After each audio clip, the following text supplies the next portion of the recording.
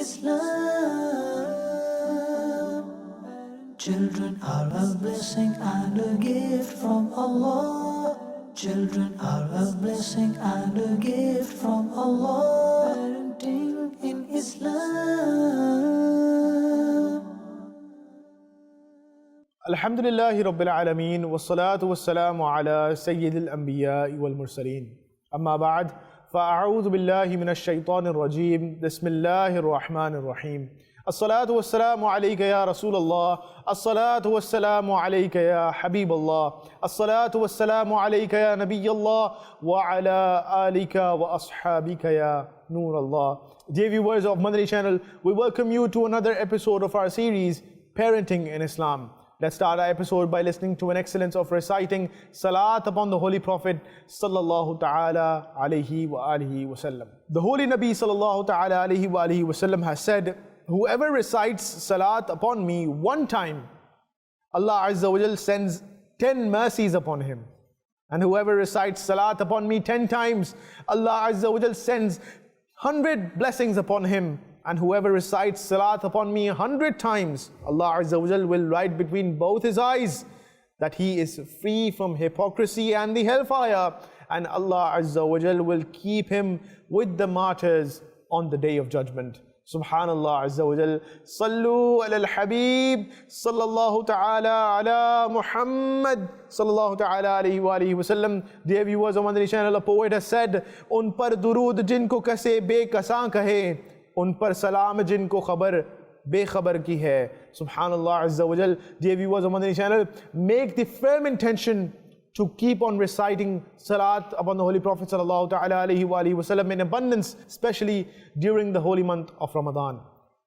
Now, let's make some intentions before listening to this episode, because the Holy Nabi sallallahu ta'ala alayhi wa alihi wa sallam has stated, Niyatul mu'mini khayrun min amali, that is, a believer's intention is better than his action.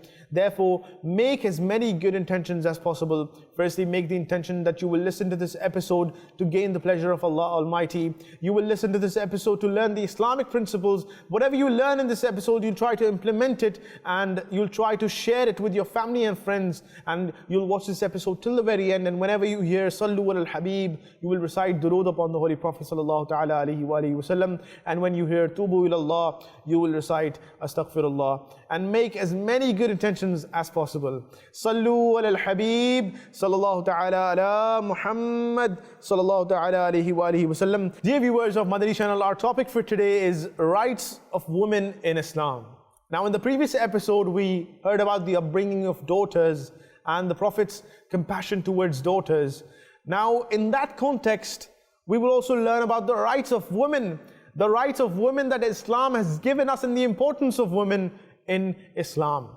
Islam is not the name of only a few beliefs and carrying out some obligatory acts, but it teaches humans the golden principles of life and blesses them with the light of knowledge, provides them salvation from the darkness of ignorance. Islam guides humans in all the phases of life. Islam has not only stated the rights of others, but it has also brought salvation for women. Those women who were the victims of the society in the pre-Islamic era, Islam has saved women from the cruelty, oppression and injustice of the society, and has given them all the permissible rights from which they used to remain deprived of. In short, the status of women has been raised by Islam in the society by granting them respect which they could not even imagine in the pre-Islamic era. Women were in a very terrible condition before Islam. They had no respect and importance in the world. Women would serve men day and night in different ways, and whatever they would earn after working hard, they would give to men. But even then, the cruel men did not esteem the women, but rather they would beat them brutally. For a small reason, they would cut the nose, ear and other body parts, and sometimes even they would kill them. After the death of the father, the way sons used to become the owners of his property and possessions, similarly, they used to become the owners of his wives and would keep them forcefully as their female slaves. After Islam, Islamic women got relieved from such oppressions. Women were not allowed to get any share from the inheritance of their parents, brothers and sisters or husbands, nor could they become the owners of anything else. In order to stop the cruelty and injustice which were being done to women before Islam, Allah Azza wa Jal sent the beloved and blessed Prophet sallallahu ta'ala alaihi wasallam to this world with Islamic commandments. With the blessed arrival of the beloved Nabi sallallahu ta'ala alaihi wasallam, a unique revolution took place in the whole world, and the sorrows and difficulties of helpless and powerless women were overcome. When our beloved Prophet sallallahu ta'ala alaihi wasallam came to this world with the religion Islam from Allah Azza wa Jal, fortune smiled on the miserable women. Thanks to Islam, the status of women who were being the victim of cruel men have been elevated, so much so that they have been given a great status in acts of worship and other matters. But they have also got the great status in every stage of life and death and in every situation. Like the rights of men, women rights were also established. Allah Azza wa Jal sent His commandments for the protection of women rights. Muslim women got the rights of ownership. They became the owner of the money of their meher, trade and other properties. Islamic women were declared the heirs in the inheritance of their parents, brothers, sisters, husbands and sons. In short, the women who were extremely helpless and powerless, humiliated and disrespected, and had no status in the eyes of men, became the peace of the heart of men and the queen of their homes. The Holy Quran has declared in clear words, translation of Quran, Kanzul Iman, He created spouses for you from yourselves, for you to gain rest from them, and kept love and mercy between yourselves. Subhanallah Azza wa Jal. Dear viewers of Madani Channel, the status of daughters in the pre-Islamic era was really pathetic. Before Islam, daughters were treated worse than animals. Sometimes they were even buried alive as soon as they were born, because in that barbaric society, the birth of a daughter was considered to be the cause of embarrassment. At times when someone would find out that a baby girl had been born in his home, he would not face people for many days contemplating what he should do in this manner. Should I bear the disgrace and bring up the daughter, or should I bury her alive to save myself from the embarrassment? It is stated in the Holy Quran, translation of Quran, Kanzul Iman, and when one of them receives the glad tidings of daughter, his face turns black for the day, and he remains seething, hiding from the people because of the evil of the tidings. Will he keep her with disgrace or bury her beneath the earth? Very evil is the judgment they impose. The beloved Rasul sallallahu ta'ala alaihi wasallam has said, the one who brings up 3 daughters or sisters in a way that he teaches them manners and treats them with the kindness until Allah Azza wa Jal makes them independent, that is, they get married, Allah Azza wa Jal makes paradise wajib upon him. Upon hearing this, a blessed companion radiallahu ta'ala anhu asked, Ya Rasulullah sallallahu ta'ala alaihi wasallam, if someone brings up 2 girls, the beloved Rasul sallallahu ta'ala alaihi wasallam replied, same is the reward for him. The narrator has said, even if people had asked about 1 girl, the beloved Rasul sallallahu ta'ala alaihi wasallam would have said the same about it. Subhanallah Azza wa Jal, Subhanallah. Dear viewers of Madani Channel, it is important at this point to discuss the status of mothers in Islam. Woman in the form of mother is a great personality whose presence brings about blessings, who is the beauty of the home, and the peace of the home is established because of her. If the mother is seen with love, the reward of 1 accepted Hajj is obtained. Serving her brings about the pleasure of Allah Azza wa Jal. Without her, the home seems deserted. She has given birth to great personalities like the blessed Anbiya alayhi wassalatu wassalam, the companions radiallahu ta'ala anhum, and the pious predecessors rahimahumullahu ta'ala. There is no limit of the favors of the mother. The mother remains patient in difficulties. Mother sacrifices her desire for the sake of children's desires. Mother undergoes the hardship of giving, of bringing to children, pregnancy, delivery, childbirth, breastfeeding, and waking up at nights. Mother herself sleeps hungry, but does not let her children sleep hungry. In short, a mother bears everything for the sake of her child, but unfortunately in return, she only gets pain and troubles.